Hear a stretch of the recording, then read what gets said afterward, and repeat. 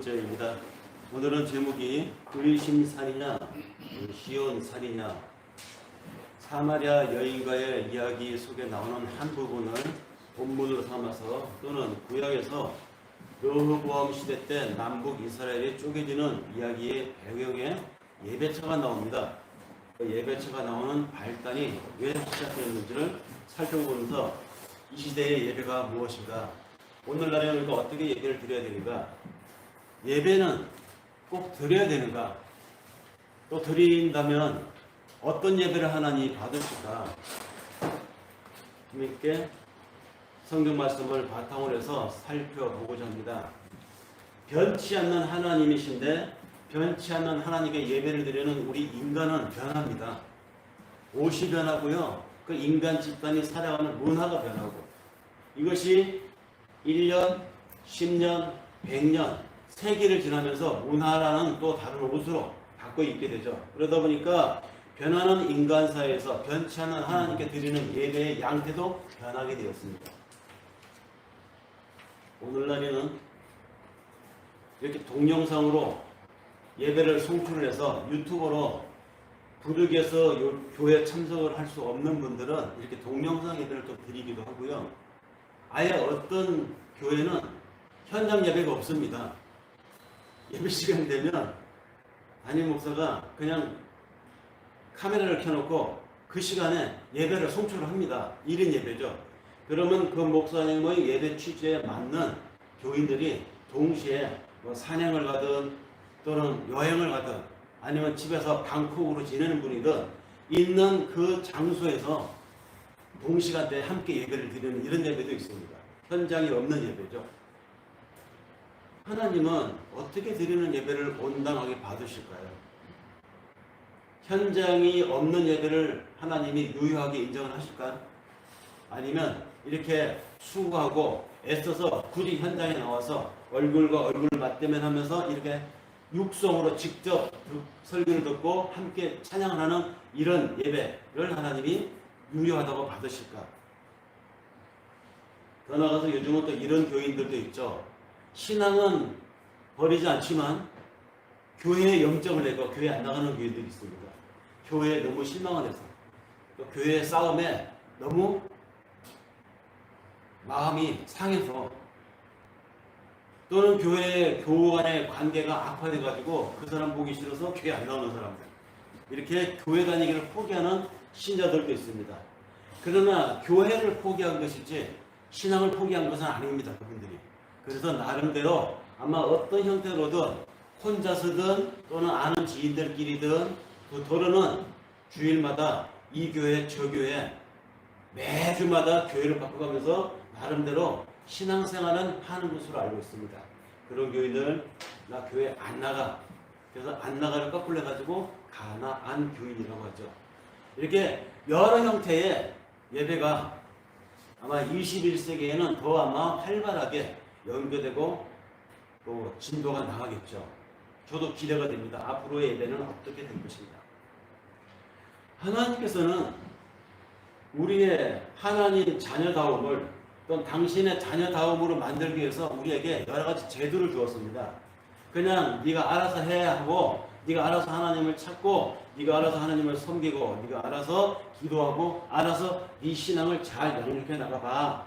이렇게 하면은 인간이 잘할까요? 못합니다. 전에도 이제 설교 때 말씀을 드렸지만, 우리가 가만히 있으면 우리 머리에 새가 와서 둥지를 틉니다. 새가 와서 둥지를 틀지 못하게 하기 위해서 우리는 움직이는 것이죠. 파리가 막 날아옵니다. 이게 붙습니다. 안 씁니다. 싫잖아요. 그래서 파리가 앉지 않게 하기 위해서 우리는 어떻게 합니까? 막 손짓을 하고 움직입니다. 이게 움직여야 해요. 움직여주지 않고 정체되어 있으면 인간은 퇴보를 하게 되어 있다는 것이 인간을 바라보는 많은 전문가들이, 인간학 전문가들이 하는 말입니다. 그건 성경에서도 마찬가지입니다. 하나님도 우리가 당신의 자녀다움을 유지하기 위해서 우리에게 몇 가지 제도를 주었습니다. 기도라든지 말씀이라든지 이 예전을 주었다는 것이죠. 성예전, 예배라든지 예식이라든지, 이것이 우리가 신앙을 유지시켜 나가고 또는 하나님을 알아나가는 하나의 몇 가지 기둥을 하나 주신 것입니다. 그 장치 중에 하나로 예배가 있는데 오늘날에는 이 예배가 굉장히 다양해지고 양상이 복잡해졌다는 것입니다. 그리고 몇 가지 이야기로 정의해서 저것은 예배가 아니고 이것만이 예배다라고 말할 수도 없는 이런 시대가 되었습니다. 과연 하나님은 어떻게 드리는 예배를 당신 앞에 유효한 예배라고 인정을 하실까? 전 세계 곳곳에서 여러 가지 모양으로 드리는 예배가 있습니다만은 그 중에 어떤 예배가 하나님 앞에 아름다운 예배일까? 예배에 대한 논쟁에서 우리는 성경 속에서 한번 답을 찾아보자는 것이죠. 그 일단의 예가 사마리아 여인과의 대화를 나누는 예수님의 이야기에서 찾아볼 수가 있습니다. 사마리아를 찾아가셨던 예수님이 목이 말라서 우물가를 찾았는데 마침 거기 사마리아 여인이 나와 있었죠. 그래서 이런저런 얘기를 하던 중에 이제 예배 얘기가 나오게 되는데 예배 얘기에서 여인이 예수께 말합니다. 딱 보아하니까 이 예수가 랍비 같기도 하고 유대인 같은 분위기가 풍기니까 사마리아 여인이 유대인인 랍비 필이 나는 그 어른에게 이렇게 말했습니다. 내가 보아하니 당신은 유대인 같은데 당신들은 즉 유대인들은 우리한테 말하기를 예루살렘에서 예배를 드리는 것만이 정통이고 거기서 드려지는 예배만 하나님이 받으신다고 하던데 내가 듣기로는 또 내가 예배해 오기로는 우리 조상들한테 내가 들어오기로는 이 산에서 예배하였다고 하디다 하고 얘기를 던진 것이죠. 그러니까 이 사마리아 여인이 이 산에서 우리 조상들은 예배를 드려왔고 저도 우리 동네 사람들도 이 산에 가서 예배를 드립니다라고 말했다는 것입니다. 그러니까 당신은 예루살렘 성전이 있는 시온산에서 예배를 드려야 한다고 당신 같은 유대인들은 말하는데 우리 같은 사마리아 사람들은 아니에요. 우리는 이쪽 산, 즉 그리심 산에서 예배를 드립니다. 어느 것이 맞습니까? 라는 이야기를 물은 것입니다. 물을 찾으러 예수에게. 그래서 예루살렘 성전이 있는 시온 산이냐 사마리아 사람들의 예배처가 있는 그리심 산이냐 하나님이 어느 쪽을 더 정통성 있고 어느 쪽에서 드리는 예배를 진짜 예배라고 받으실까? 사마리아 여인의 이 예수님을 향한 질문은 사실 오늘날에도 똑같이 얘기가 될 수 있습니다. 몇 사람이 모여서 가정에서 예배를 드리면 그건 예배가 아닐까요? 큰 교회에서 화려한 성가대와 오케스트라 찬양 속에서 드리지는 주일날 대예배만이 하나님 앞에 진짜 유효한 예배고 여행 중에 교인들끼리 여행 현지에서 모여서 우리들끼리 이 시간 예배 시간이니까 하나님 앞에 잠시 우리 1시간 예배를 드립시다. 그건 예배가 아닐까요? 사마리아 여인이 예수께 묻는 것과 똑같은 이야기입니다. 어느 것이 유효하고 정통성 있는 예배냐? 어느 것이 하나님 앞에 온당한 예배냐?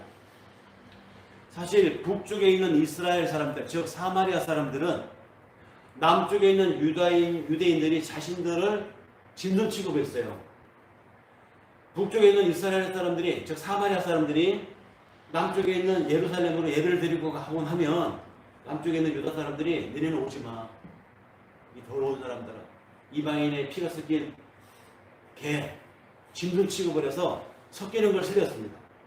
그래서 언제부턴가 경원시하면서 못 오겠습니다. 그러니까 사마리아 사람들이 그렇게까지 멸시를 받아가면서 예루살렘까지 갈 거 뭐 있나 우리끼리 여기서 해서 그래서 꾸려진 게 그리심산의 예배였습니다.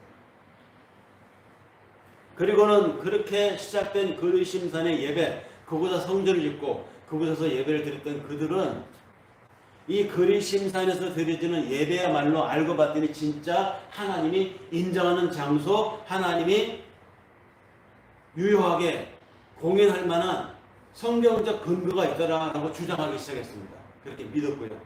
왜 그렇게 믿었냐면 사실 하나님께서 구약의 곳곳에 보면 하나님께서 특정한 장소, 특정한 시간에 드려지는 예배를 내가 받겠다고 말씀하신 바가 있거든요. 신명기 12장 10절에서 11절에 보면 하나님께서 이렇게 말씀하신 내용이 나옵니다. 너희가 요단을 건너 너희 하나님 여호와께서 너희에게 기업으로 주시는 땅에 거하게 될 때, 시간이 나오죠. 거하게 될 때, 또는 여호와께서 너희로 너희 사방의 모든 대적을 이기게 하시고 너희에게 안식을 주어 너희로 평안히 거하게 하실 때가 나옵니다. 시간을 정하죠. 그러면서 그 다음에 너희는 너희 하나님 여호와께서 자기 이름을 두시려고 한 곳을 택하실 그곳으로 가서 한 곳을 장소가 나옵니다. 나의 명하는 모든 것을 가지고 갈지니 곧 너희 번제와 너희 희생과 너희 십일조와 너희 손의 거제와 너희가 여호와께 서원하여 드리려고 했던 모든 아름다운 소원물들을 가지고 가라. 이렇게 언급이 되어 있습니다. 그러니까 하나님께서 당신이 예배를 받을 때를 정해놓으시고 당신이 예배 받으실 장소를 정해놓으셨습니다. 특정한 장소를 정해놓았다는 것이죠. 이렇게 하나님께 제사를 드리는 성전은 예배처는 한 곳이어야 했습니다. 구약에서. 그래서 하나님이 정하신 곳이 여기다 라고 그리심산에서 예배를 드려왔던 사마리아 사람들은 그렇게 믿었고 그렇게 우겨왔어요. 주장해왔습니다. 그리고 남쪽에 있는 유대인들은 남쪽 유대인들대로 이 예루살렘 성전이 있는 이 시온산이야말로 하나님이 좌정하신 곳이고 하나님의 영이 임재하신 곳이기 때문에 이곳에서 드려지는 예배만이 진짜 예배다. 다른 곳의 예배는 허상이다. 가짜다. 이렇게 남쪽은 남쪽대로 북쪽은 북쪽대로 즉 그리심산 예배가 진짜다. 예루살렘 성전의 예배가 진짜다. 서로 주장을 했었습니다. 그런데요. 성경을 보면 그리심산에서 예배를 드리는 것을 진짜라고 주장하는 사마리아 사람들의 말이 더 온당하고 타당한 근거가 더 많아요. 뭘까요? 사마리아 사람들이 그리심산이 하나님의 지정하신 예배장소라고 우기는 데는 그냥 막무가내로 우기는 것이 아니었습니다. 충분한 근거가 있었습니다. 창세기 12장에 보면요. 거기에 아브라함이 예배를 드리는 장면이 나오는데 창세기 12장 6절 8절에 보면 아브라함이 그 땅을 통과하여 세겜 땅 모래 상수리 나무에 이르니 그때 가나안 사람이 그 땅에 거하였더라. 여호와께서 아브라함에게 나타나 가라사대 내가 이 땅을 네 자손에게 주리라 하신지라. 그가 자기에게 나타나신 여호와를 위하여 그곳에 단을 쌓고 그곳에 베델 동편산으로 옮겨 장막을 치니 서쪽은 베델이요 동쪽은 아이라. 그가 그곳에서 여호와를 위하여 단을 쌓고 여호와의 이름을 불렀더라. 여호와를 위하여 단을 쌓고 이게 뭡니까? 예배처입니다. 그리고 거기서 여호와의 이름을 불렀더라. 예배입니다. 이곳이 어디냐? 서쪽은 베델, 동쪽은 아이. 여기가 바로 사마리아 땅입니다. 세겜 땅이었습니다. 세겜 땅, 옛날은 세겜 땅인데 예수님 당시에 이곳의 지명이 사마리아로 세겜을 풀어서 사마리아로 바뀐 곳입니다. 그러니까 근거가 있는 것입니다. 아브라함이 아직 아브라함이 되기도 전에 아브라함이었을 때 세겜에 단을 쌓고 거기서 제사를 드린 것을 근거로 이 사마리아 사람들은 우리가 이곳에서 드리는 이 제단, 이 예배가 진짜 예배다라고 주장을 했었습니다. 그리고 더하여 이스라엘의 시조가 되는 야곱도 다른 곳이 아닌 바로 이 세겜 땅, 즉 사마리아에서 하나님께 예배처를 만들었고 여기서 예배를 드렸다라고 주장을 했습니다. 그 근거로 창세기 33장을 들어서 이야기합니다. 창세기 33장 18절에서 20절에 보면 야곱이 밧단 아람으로부터 평안히 가나안 땅 세겜성에 이르러서 그 성 앞에 장막을 치고 그 장막 친 밭을 세겜의 아비 하물의 아들의 손에서 은 100세겔을 주고 사고 거기 단을 쌓고 그 이름을 엘로헤 이스라엘이라 하였더라. 엘로헤 이스라엘. 이스라엘이 여기서 하나님 얼굴을 보았다. 또는 이스라엘이 여기서 하나님을 보았다. 이런 뜻입니다. 예배를 드렸다는 것이죠. 그 예배 드린 곳이 어디냐? 세겜 땅이었습니다. 사마리아 땅이었죠. 이스라엘이요. 여리고성을 무혈 입성을 한 뒤에 그 다음에 첫 번째 싸움다운 싸움을 해갖고 치러서 얻어낸 성이 아이성입니다. 처음에는 아간이기 때문에 참패했지만 그 다음에 참여하고 다시 하나님 앞에 예배를 드리고 난 뒤에 전투를 했을 때 이겼죠. 그 아이성 전쟁에서 이긴 뒤에 거기다 단을 쌓았습니다. 단을 쌓고 예배를 드렸습니다. 그곳이 어디냐? 바로 사마리아 땅이었어요. 사마리아 그 땅에 아이성 전투에서 이기고 난 뒤에 이 여호수아가 이스라엘의 유력자를 다 모아놓고 그곳에서 이제 예배를 드리는데 두 쪽으로 나눠서 예배를 드립니다. 한쪽은 에발산 쪽, 에발산이 있는 쪽에다가 세우고 또 한쪽은 그리심산이 있는 쪽으로 세웠습니다. 이렇게. 그들의 뒤에는 그리심산이 있고 이쪽 서 있는 사람들 뒤에는 에발산이 있었어요. 그래서 에발산과 그리심산 양쪽으로 사람들을 세워놓고 거기 보면 여호수아 8장 30절 33절에 나옵니다.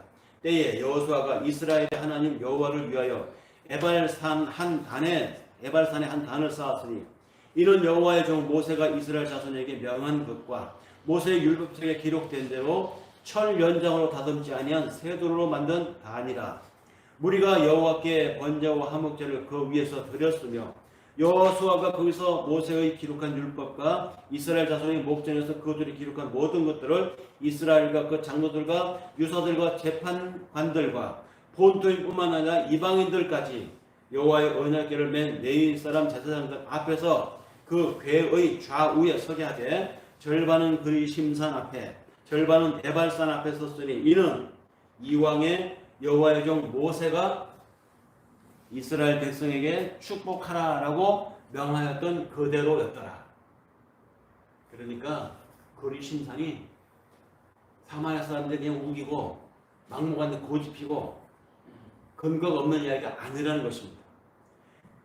사실 그리심산이 구약에 보면 더 오랜 전통, 더 오래전에 아브라함도 야곱도 심지어는 가나안을 정복해 가는 여호수아의 전쟁 과정에서도 다 사마리아 땅 이 그리심산에서 예배를 드렸어요. 오히려 예루살렘 성전은 그로부터 500년이 지난 후에 솔로몬 때 그곳에 예배의 단을 쌓은 것이죠. 500년이 지나서 솔로몬 때 그곳에 예루살렘 성전이 지어진 거 아닙니까? 시온산에. 그러니까 역사성이 훨씬 떨어집니다. 사마리아 사람들의 정통성 주장은 일리가 있을 뿐만 아니라 아브라함이 이삭을 번제로 드리려고 했던 그 모리아산 있죠? 그 모리아산이 바로 그리심산이에요. 그러니까 얼마나 정통성 있고 근거 있는 이야기였습니까? 그래서 사마리아 사람들은 여기야말로 이곳에서 드리는 예배가 진짜다. 하나님이 여기만 오신다. 성경에도 그렇게 돼 있다. 주장할 만했죠. 그런데 성경을 더 읽어 나가보면 성경을 후보모 예언자들의 글이나 또는 신약에 가면요. 바로 그랬음에도 불구하고 그리심산의 그 예배를 북이스라엘 사람들의 그 사마리아 예배처를 인정하지 않아요. 왜 인정하지 않을까요? 이렇게 근거가 많은데. 인정하지 않을 뿐만 아니라 오히려 그 땅에서 드려지는 예배처 또 그 예배를 그것들은 전부 다 우상 숭배의 표본들이었다라고 굉장히 깎아내리는 글들이 나옵니다. 예언자들이 그렇게 말합니다. 왜 그러냐면 북이스라엘이 예루살렘에 있는 성전을 무시하고 북쪽 땅 사마리아 자기들 살고 있는 땅에 성전을 지은 그 동기를 불순하게 보았기 때문입니다. 아브라함이 제단을 쌓았고 야곱의 제단을 쌓았고 여호수아가 가나안 정복 전쟁에서 먼저 그곳에 제단을 쌓았음에도 불구하고 역사성 정통성이 있음에도 불구하고 그 이후에 사마리아 땅에 지어진 예배처는 그 믿음의 선진들의 동기와는 다른 의미로 지어졌기 때문입니다. 이것은 비단 바벨론 포로 이후에만 일어난 일이 아니었습니다. 그 전에도 있었던 일이었습니다. 솔로몬의 신하 중에 아주 똑똑하고 인기가 많은 신하가 하나 있었어요. 외교를 담당했던 신하였는데 여로보암이라고 하는 신하였습니다. 이 여로보암이 솔로몬 임금을 모시고 국정을 운영하다 보니까 이 솔로몬이 머리도 좋고 재산도 많고 여자들한테도 인기가 많고 다 좋아. 게다가 신앙도 있어서 막 시도 쓰고 또 얼마나 많은 공부를 했는지 쓰는 것마다 다 작품이야. 그래서 잠언, 전도서 오늘날까지 우리에게 남아있지 않습니까? 그런데요, 이 사람이 한 가지가 부족한 게 있음을 이 여로보암에 알았습니다. 사람들의 마음을 얻지 못하는 것입니다. 하나님의 성전을 짓겠다고, 예루살렘 성전을 짓겠다고 이스라엘 사람들을 막 동원을 합니다. 그리고 물자가 부족하니까 국민들한테 세금을 과중하게 매깁니다. 그래갖고 레바논에 100항목을 사다가 그 어마어마하게 비싼 가격에 100항목을 사다가 성전을 막 져요. 그러니까 국민들은 죽어나갈 정도죠. 거기다가 그 성전을 짓는 일에 백성들의 또 노력을 공출을 합니다. 성년 젊은 남자들을 집집마다 한 명씩 의무적으로 보내게 해가지고 이 성전 쌓는 일에 동원을 시킵니다. 그러니까 백성들의 인심이 솔로몬에게서 굉장히 싸늘해져 있었어요. 그 민심을 이 여로보암이 잘 읽고 있었습니다. 그래서 돌아다니면서 헛소문을 막 퍼뜨리죠. 아니, 전혀 근거 없는 소문은 아니었습니다. 솔로몬의 이 실정 중에서 작은 부분을 크게 부각시켜서 소문을 내는 것입니다. 솔로몬이 지난번에 작년에 거뒀던 세금 중에 한 부분을 가지고 따로 빼돌려 가지고 자기 보석을 꾸미는데 자기 여자들의 보석으로 치장해 주는데 그 돈을 썼더라. 사실은 좀 쓰긴 했어요. 근데 그 소문이 드는 것만 큰 돈을 쓴 것은 아니었어요.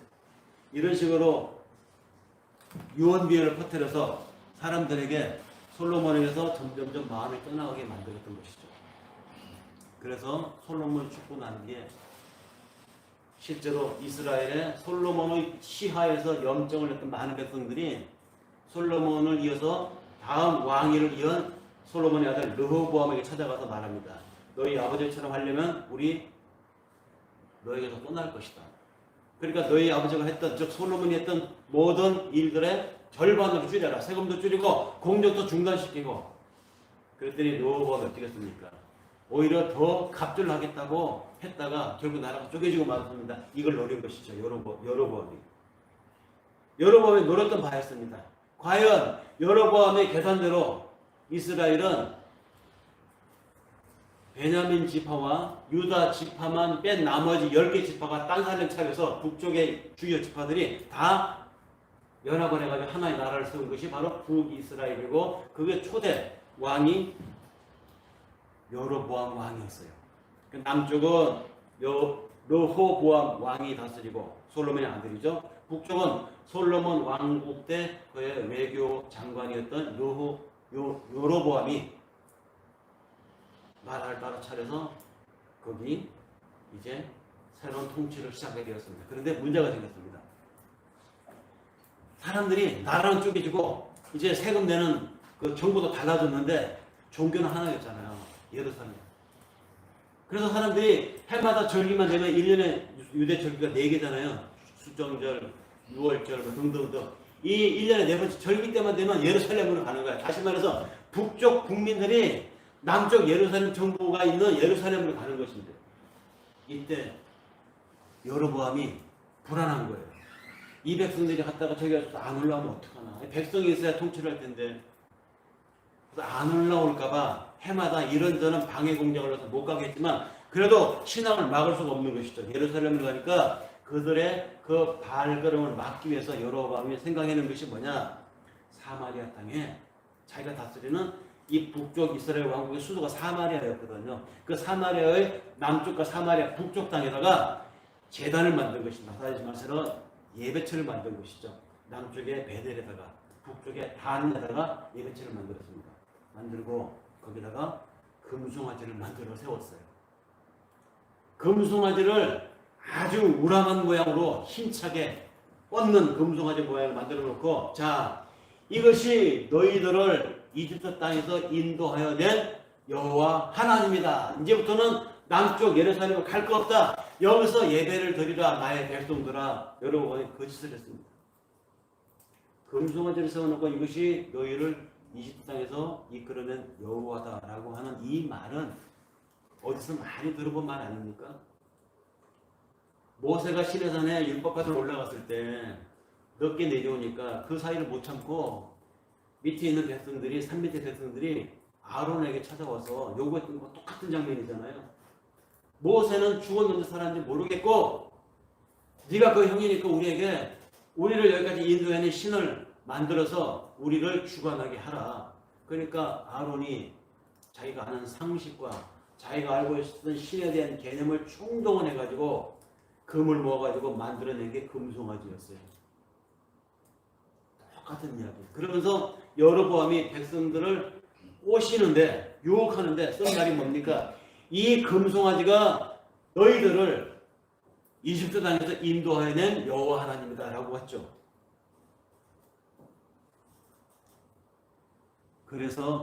그래서 성경의 예언자들은 북쪽 땅 사마리아 지역에서 드리는 예배를 하나님이 곱게 보지 않는 예배라고 말했던 것입니다.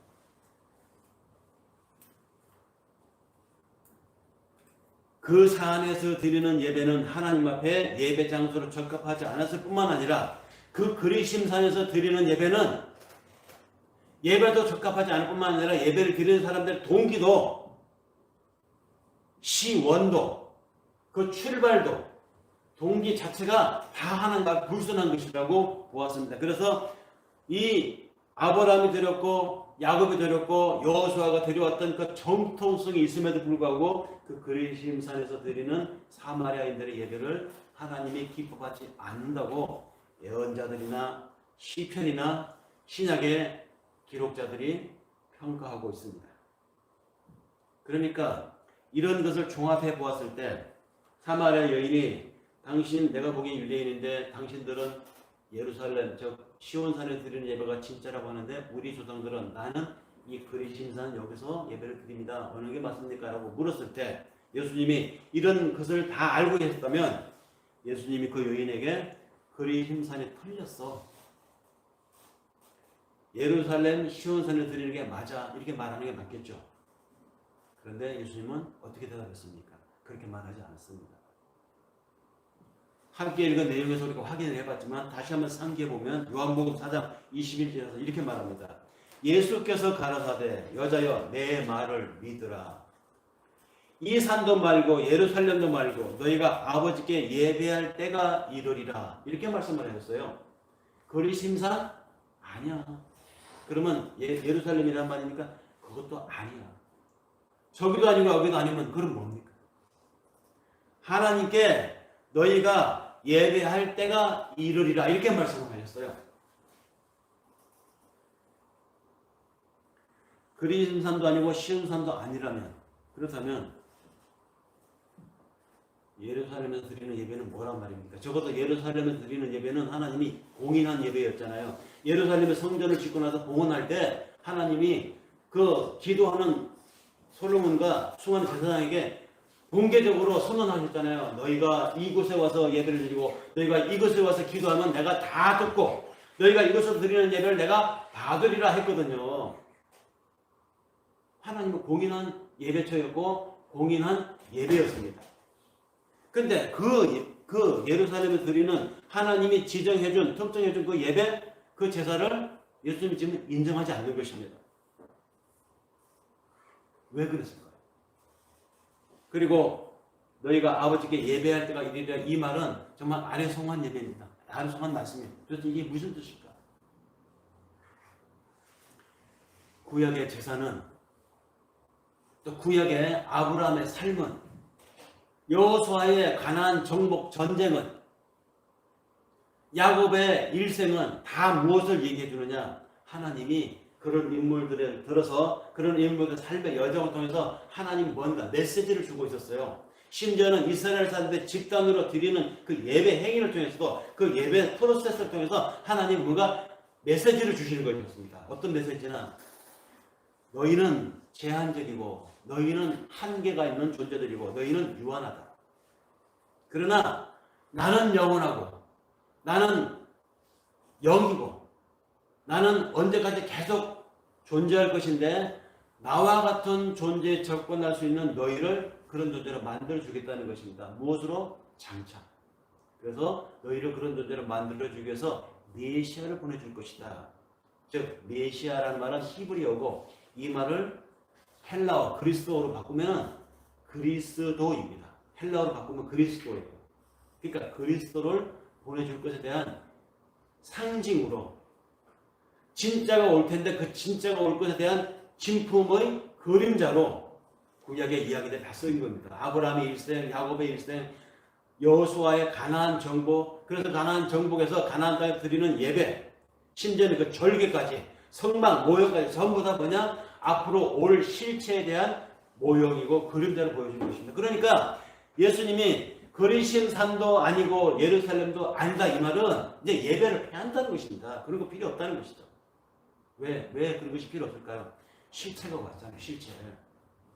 메시아가 올 것임에 대한 하나님의 예언이고 모형이고 그림자로 신앙의 선진들의 이야기가 기록되어 있었던 것이고 그것의 구체적인 구현이 예배로 이스라엘 사람들에게 제사로 표현되었던 것인데 이제 그 제사의 실체, 그 예배의 진본이 왔단 말입니다. 예수로. 그러니까 예수님의 입에서 나오는 얘기가 뭡니까? 이제 그런 거 필요 없다는 것입니다.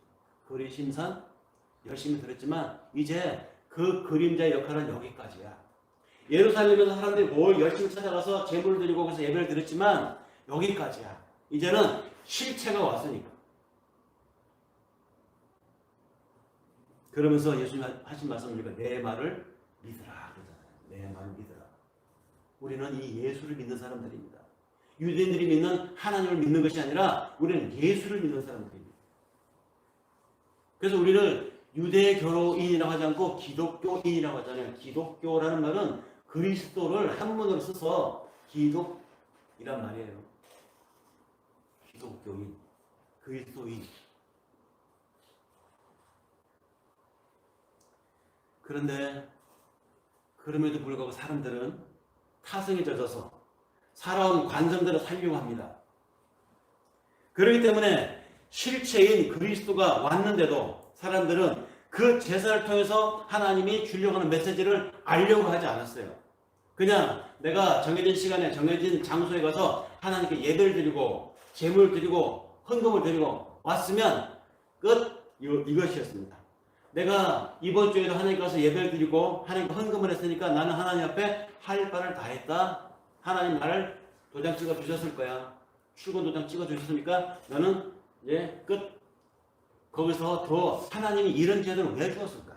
하나님이 이 헌금을 왜 하겠을까? 하나님이 이 제물을 왜 드리게 했을까? 이런 것에서 더 깊이 들어가서 알려고 하지 않았습니다. 듣는 사람들도 알려고 하지 않았고 그것을 전하는 사람도 더 이상 찾아서 연구해서 사람들에게 가르치려고 하지 않았어요. 왜? 해온 대로까지 하면 편하거든요. 서로가. 그리고 사람이라고 하는 존재는 아까도 말씀드렸지만 가만히 두면 타성이 되어서 살아온 관성대로 하려고 하는 경향이 있기 때문입니다. 뭔가 새로운 거 하려고 이거 깨보시고 다시 하려고 그러면 폼에서 다시 해야 되고 다시 처음부터 해야 되니까 귀찮거든요. 힘들거든요. 돈도 많이 들고 정신없고.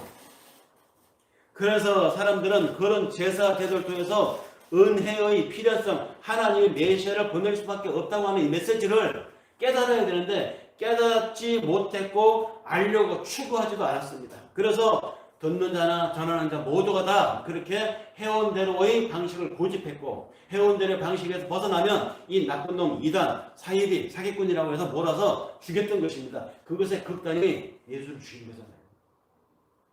지금도 마찬가지라고 봅니다. 그러면서 자신들의 할 바를 다 했다고 정해진 시간, 정해진 몫에 예배를 드리면 자신의 종교 행위를 다 했다고 믿고 그 자기가 한 종교 행위의 성과를 믿고 그 업적을 믿고 그것을 의존하게 된 것이죠. 즉 자기가 해온 것을 의존하게 된 것입니다. 그래서 그것을 가리켜 자기의 의라고 하는 것이죠. 내가 11조를 한 게 얼마인데 내가 그동안 예배를 다닌 지가 몇 년인데 이런 그러니까 자기가 한 만큼 하나님의 나라에 가서도 또는 이 땅에서도 그만큼 해줄 거라고 믿는 거예요. 그게 바로 자기 의예요. 자기 의. 그러니까 자기 의를 쌓는 방법이 자기가 해온 방식에 젖어서 그만큼 산술적으로 계산을 하는 것이죠. 그러면서 오늘보다는 더 나은 내일의 축복을 물질적인 축복, 환경적인 축복, 나의 일신의 지위적인 축복을 하나님 주실 것이라 생각합니다. 지금은 내가 20평짜리 살지만 앞으로 5년 후 10년 후에는 내가 이렇게 신앙생활 안 빠지고 꼬박꼬박 하나님 앞에 헌금 드리고 예배를 드리면 10년쯤 후에는 하나님의 축복하셔서 30평대로 가지 않을까. 이를테면 이런 식의 자기 업적을 하나님 앞에 쌓아나고 있었습니다. 그리고 그것이 다라고 생각을 했습니다. 또 그렇게 하는 것이 제대로 된 신앙이라고 성직자들이 추동을 하기도 합니다. 성경을 앞에 근거되면서 그렇게 하면 하나님은 축복해 줄 것이고. 유대인들이 그랬습니다. 그들은 그렇게 신앙생활 해오면서 더 나가서 이렇게 하면 하나님 우리를 축복하셔서 이전에 우리가 가장 잘 나갔던 때, 즉 다윗 왕국 시대의 그 나라로 하나님 다시 우리를 발흥시켜 주실 것이라고 생각을 했죠. 그래서 다윗이라고 하는 그 메시아를 하나님이 다시 보내주실 것이라고 정치적인 군사적인 메시아를 그들은 믿어왔고 기다리고 있었습니다.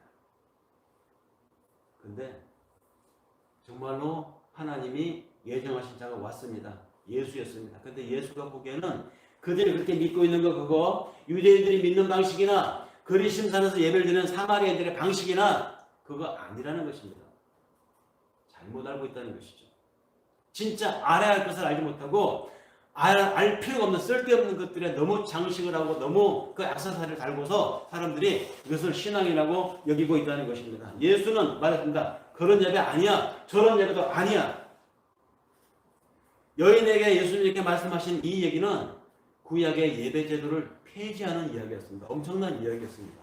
이제 그림자로 드리는 예배, 모형으로 드리는 예배 이거 필요 없어. 왜 필요 없을까요? 실체가 왔기 때문입니다. 실체. 이제 예배는 장소에 의해서 또는 특정한 방법으로 드리는 예배 그런 것이 아니라 신령과 진정으로 예배를 드릴 때가 왔다. 이렇게 말씀하십니다. 신령과 진정으로 예배를 드려야 할 때가 왔다. 요한복음 4장 23절 24절에 다시 한번 확인을 해보면 아버지께 참으로 예배하는 자들은 신령과 진정으로 예배할 때가 오나니 곧 이때라. 즉 뭡니까 이때가? 예수님 지금 사마리아에게 얘기하는 이 순간입니다. 이때라. 아버지께서는 이렇게 자기에게 예배하는 자들을 찾는데 아버지 하나님은 영이기 때문에 예배하는 자는 신령과 진정으로 예배할지니라. 이렇게 말씀을 하셨어요. 여기서 중요한 것이 신령과 진정입니다. 신령은 무엇이고 진정은 무엇일까요? 신령과 진정으로 예배를 드리라고 했는데 신령이 뭐냐? 원어를 찾아보니까 퍼뉴마이더라고요. 신령은 퍼뉴마입니다. 이건 영을 가리키고 호흡을 가리키고 하나님의 숨결을 가리키는 말에 퍼뉴마를 성경에서 씁니다. 그런데 이 말에 대한 구약에서는 그럼 뭐가 쓰였을까 찾아보니까 루아허였습니다. 루아허 잘 아는 용어죠. 성령입니다. 그러니까 루아허 성령 이 말의 신약적인 용어 퍼뉴마 성령입니다. 그러니까 신령과 진정으로 예배할지인들의 이 말은 앞에 성령은 뭐죠? 신령은 성령이라는 것이죠. 성령으로 예배해야 한단 말입니다. 성령. 자, 신령과 진정으로란 말에서 신령은 성령이라는 것을 알았는데 그러면 진정은 뭘까요? 여기에서 이제 오해가 많아요. 이 진정이라는 이 말을 원어를 찾아보니까 알레데이아인데 알레데이아는 성경에서 신약에 굉장히 많이 쓰이는 용어입니다. 알레데이아 이 말은 진리라는 뜻에 쓰였고요. 실체라는 말에 쓰이고 또 본질이라는 말에도 알레데이아를 썼습니다. 그러니까 실체, 진실, 진리 또는 본질 이것이 알레데이아인데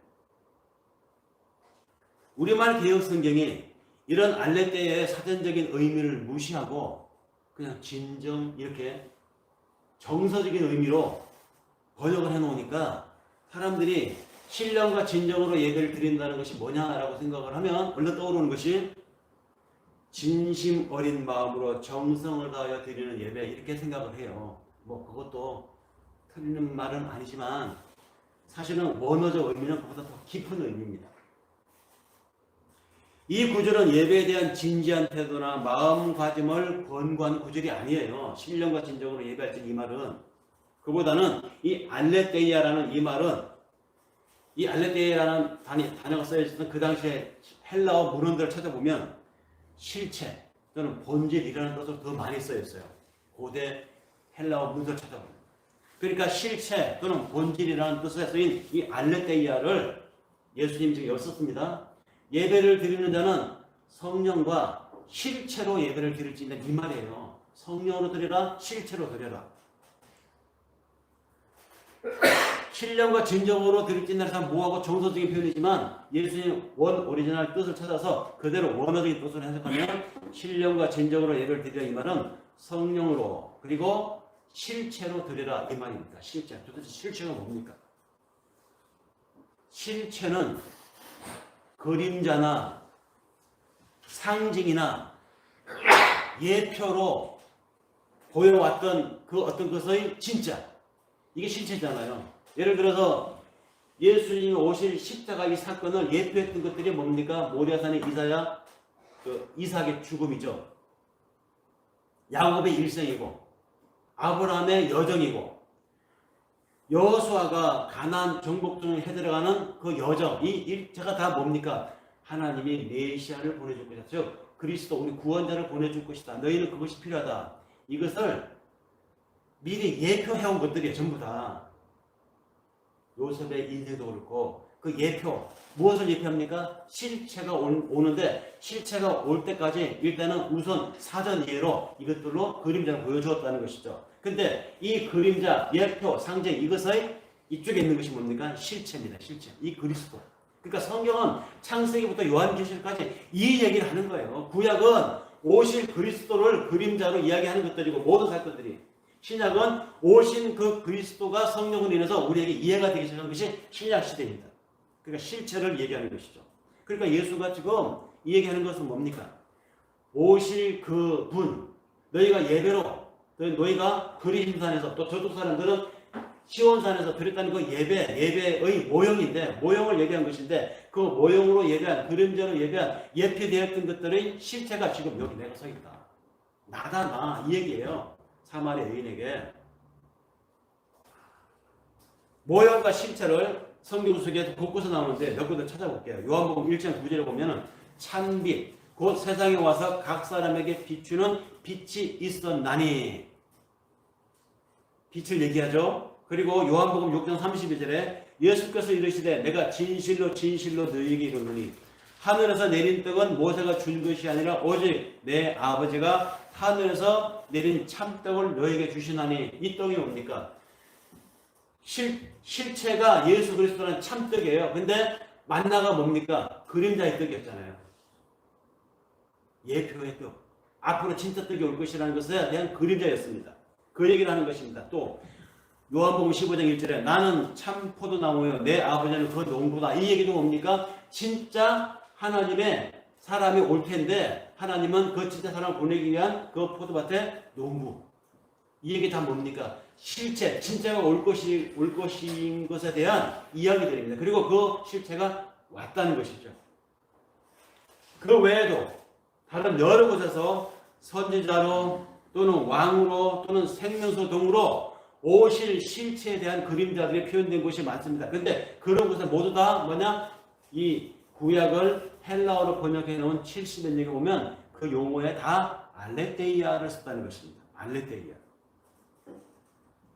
구약에서 이 땅의 것으로 예표되어 있었던 그림자의 실체가 드러날 것이기 때문에 이제 구약에서 그 예표적으로 드려졌던 예배가 사라진다. 필요 없다. 폐하여졌다. 이런 뜻입니다. 구약의 제사장 제도가 있죠. 구약의 예배를 드릴 때 제사장이 어떻게 합니까? 죄를 했다고 생각하는 사람이 하나님이 내 죄를 사해 주십시오라는 의미로 제물을 가지고 나옵니다. 양이나 소나 염소를 가지고 나오죠. 그러면 가지고 나온 자신의 죄를 이 짐승에게 하나님이 대신 씌워서 이 짐승으로 내 죄를 사하여 주십시오. 이런 뜻입니다. 그러면 제사장이 그 예배 때 어떻게 합니까? 그 죄인이 가지고 나온 짐승을 가지고 나옵니다. 그리고 그 짐승에게 손을 얹어요. 그리고 손을 얹고 기도를 합니다. 이것을 안수라고 하죠. 손을 얹는다고 해서 안수를 합니다. 하나님, 이 사람이 지금 자신의 죄를 이 짐승에게 전가시킵니다. 이 짐승을 잡아서 피로 드릴 테니 이 사람의 죄를 사하여 주시옵소서. 이것이 피의 제사였어요. 이 예배가 끝나면 그 짐승은 거기서 이제 제단에서 피를 흘리고 죽어요. 피를 흘리면서 그 제물이 이 죄 지은 사람의 죄를 대신 다 안고 가는 겁니다. 하나님 앞에. 이게 피의 제사였어요. 근데 이런 제사, 이 끔찍한 제사, 제사에서 막 피비린내가 나는 이거를 이스라엘 사람들이 예배 때 했어요. 속죄제 때마다. 그 제사를 드리고 나면, 피를 흘리고 나면 그 제물을 가지고 나온 사람의 죄는 사해진 겁니다. 동물에게 전가된 거예요. 하나님 왜 이런 제도를 왜 주었을까? 피 흘림의 제사.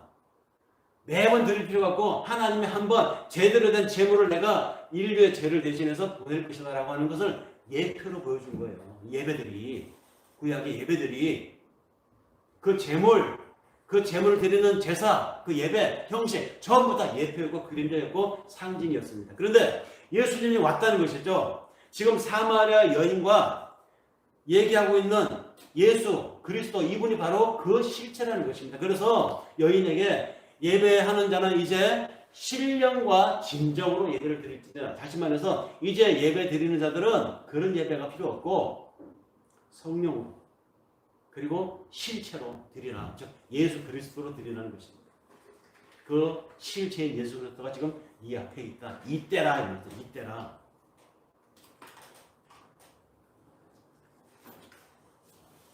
그리고는 그녀에게 이제는 그림자가 아닌 실체로 예배를 드리라라고 말하신 예수. 이 취지를 정확하게 해석하고 전하는 성경 기자가 있죠. 히브리서 기자입니다. 히브리서 기자는 그의 글 9장 23절에서 25절에 이렇게 말합니다.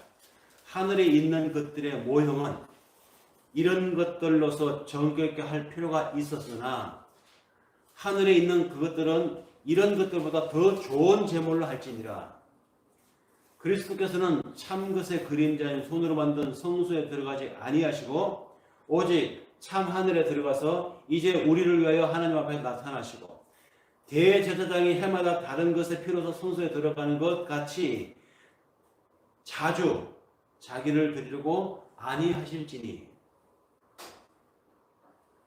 해마다 대제사장을 통해서 드렸던 그 속죄, 예수 그리스도는 한 번으로 끝났다는 것입니다. 자주 하지 않는다는 것입니다. 우리가 예수 그리스도를 믿는 그 믿음으로 우리가 그 예수로부터 이제 구원을 받았기 때문에 우리는 제사가 필요 없어요. 예배를 드릴 필요가 없다는 것입니다. 우리의 대제사장인 예수는 자기의 피를 들고 제사장이 들어갔던 성소, 대제사장이 들어갔던 지성소, 그러고서 들어가지 않았습니다. 자신의 피를 흘려서 주님이 가신 곳은 바로 하늘로 바로 들어가셨어요. 하늘로 자신의 피를 가지고 우리 모든 죄를 대속하신 예수께서 그 피를 들고 하늘로 들어가신 그 들어가심에 우리가 같이 들어갔습니다. 그 들어가신 그리스도 안에 우리가 있습니다. 그렇기 때문에 우리가 바로 이제 여기에 실체하는 그리스도예요. 우리 한 사람 한 사람을 그리스도찬이라고 하잖아요. 그리스도인이랍니다. 우리가 그리스도인이 된 것이죠. 예수님의 그 사건으로 우리가 그리스도예요. 우리가 실체라고. 우리가 이제 즉 내 삶이, 내 사고가, 나의 인생 목표가, 내가 살아가는 이유가 그리스도라는 것입니다. 내가 실체예요. 실체. 성령으로 실체로 예배를 드리라는 말은 그런 뜻입니다. 그 안에, 그 예수 안에 우리가 들어있기 때문입니다. 그 하나님이 우리 안에 들어와서 우리 자신을 지성소가 되게 만들었습니다. 그러므로 우리는 걸어다니는 성전이에요. 여러분 한 사람 한 사람이 하나님의 성전입니다. 여러분의 마음이, 여러분의 영이, 여러분들의 마음속 가장 깊은 은밀한 곳이 하나님의 성소와 다 있다는 것이죠. 그러므로 하나님이 지금 여러분 속에 내주해 있다는 것이죠. 여러분 속에 성령이 계십니다. 여러분 속에 있는 성령이 여러분으로 하여금 예배를, 여러분 하여금 기도하게, 여러분 하여금 말씀을 읽게 만듭니다. 그러므로 이제는 신령과 진정으로 예배할 때가 왔다. 이 말은 이제는 성령으로 예배드리고 실체로 예배를 드리라. 다시 말해서 이제는 성령으로 예배드리고 그리스도로 살라는 것입니다. 이게 바로 이 시대에 예수님 오셔서 하신 말씀입니다. 우리 안에서는 그래서 매일매일의 삶이, 매 순간이 예배이고 성전입니다. 영적으로는 이미 우리가 천국에 들어가서 지성소가 되어 있는 신분입니다. 이미 우리는 아직은 육체를 가지고 이 땅에 살고 있지만 우리 수명도 살아갈 것이지만 이미 우리의 자리가 하나님의 나라에 완성이 되어 있다는 것이죠. 우리의 지성소가 그곳에 있고 우리 속에 있다는 것입니다. 위에 아래 동시에 우리에게 있습니다. 그래서 삶에서 매일매일 하나님의 예배를 우리는 경험합니다. 보세요. 점도 없는 제물을 드려야 했습니다. 구약에서 예배를 드릴 때, 하나님의 제물을 드릴 때 흠이 있는 거 드려도 안 돼요. 혹시 그 깨끗한 양 중에 점이 있다든지 점박이 양 안 됐습니다. 가장 깨끗하고 흠이 없는 양을 제물로 드렸습니다. 그런 것처럼 그런 어린 양을 제물로 드렸던 것처럼 우리를 위해서 흠도 없고 점도 없고 죄가 없는 예수가 우리의 제물로 하나님께 드려졌습니다. 그렇게 드려진 그 예수의 성품을 우리가 하나님께 매일매일 드리는 것입니다. 우리가 그래서 매일매일 예배를 하나님께 드리는 거예요. 순결한 삶으로 매일의 삶을 하나님 앞에 실체로 우리가 드립니다. 이것이 예배입니다. 알레게이아, 다시 말해서 실체로 예배를 드린다는 것은 실체인 예수를 제물로 바친다는 뜻입니다. 그래서 우리는 기도를 할 때마다 끝에 예수 그리스도의 이름으로 기도를 드립니다. 이 말은 요술 방망이처럼 안 되던 일도 전능하신 자, 모든 것을 초월자 하나님이신 그 예수 그리스도의 이름으로 기도 드렸으니 예수님이 알라에 맵처럼 나타나서 네 일이 이루어질죄다. 이 방망이로 하라는 얘기가 아니에요. 그런 역할로 예수님이 나타난다는 의미에서 예수 그리스도 이름으로 기도 드립니다. 이게 아니에요. 나의 이 고백이, 나의 이 기도가 예수님이라고 어떻게 했을까요? 우리의 이 고백이 끝에 예수님 이름을 붙였습니다. 예수님이라면 이 사태를 어떻게 보고 어떻게 하나님께 기도했을까요? 그런 의미예요. 그런 고백입니다. 그래서 우리가 예수 그리스도 이름으로 기도 드립니다라고 하는 거예요. 그것이 바로 실체입니다. 알레데이아, 실체. 그 실체로 예배 드린다는 것은 매일의 삶에서 실체인 나, 즉 그리스도, 내가 예수처럼 제물로 하나님께 바치는 삶을 살고 있다. 이 얘기입니다. 그런데요, 나는 믿음이 약해서 아직 하나님 그것까지 자신이 없어요. 나는 하나님 아직도 믿음이 약해서 그런지 자신이 없네요. 그 헌금을 어떻게 해요? 그 예배를 한 번도 안 빠지고 어떻게 드려요? 나는 모리아산까지 갈 자신이 없습니다. 나는 내 새끼를 너무 사랑해서 차마 하나님 봐주세요. 이런 우리의 부족함을 하나님 드러내놓잖아요. 그런데 걱정하지 마세요. 모리아산에 하나님이 이미 당신의 재물을 준비해 놓았어요. 준비해놓고 아브라함에게 네 자식 이삭을 바치라고 했습니다. 그런 하나님이에요. 하나님은 우리에게 감당할 만한 시련만 주신다고 했죠. 신앙생활 하면 시련이 옵니다. 그런데 그 시련이 우리가 감당하지 못할 시련이 아니라 하나님이 감당할 만한 시련을 주신다고 했어요. 도대체 그 감당할 만한 힘이 어디서 나올까요? 또 이런 말씀도 있습니다.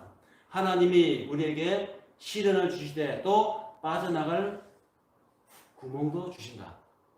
감당할 시험을 주시고 시험을 주시되 또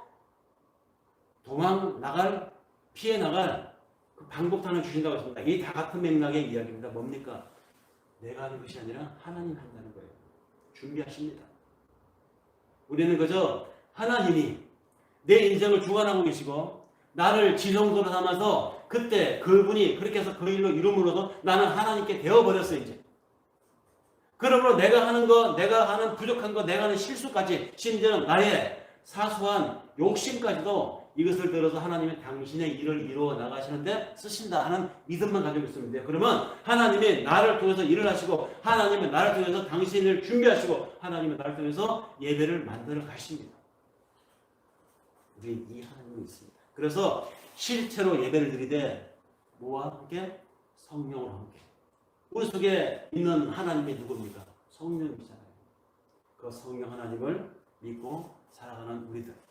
이 성령 하나님을 우리 생활 속에서 실체로 고백하고 감히 하나님께서 명령하신 신앙생활을 우리 삶에서 살아낼 수 있는 여러분들이 되기를 바라면서 기도합니다.